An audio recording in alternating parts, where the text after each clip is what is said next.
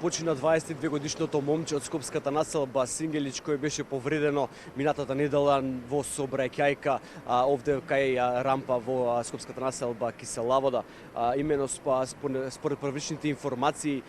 и увидот кој што беше извршен од страна на полициски екипи овде на местото на несреќата, возачот на БМВ-то направил прекршок поминувајќи на две полни линии во моментот кога од другата страна поминувал детето со мотоциклистот и удрил право во него.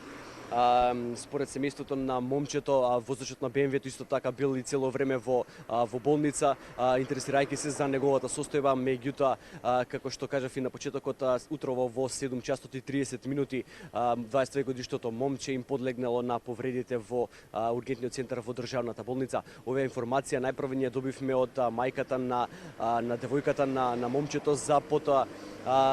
пред малку да ја потврди и Министерството за внатрешни работи. Значи имаме и официјална потврда од Министерството за внатрешни работи дека 22 годишното момче кој што беше повредено во сообраќајната несреќа во Киселавода претходната недела сабајлево во 7:30 часот им подлегнало на повредите.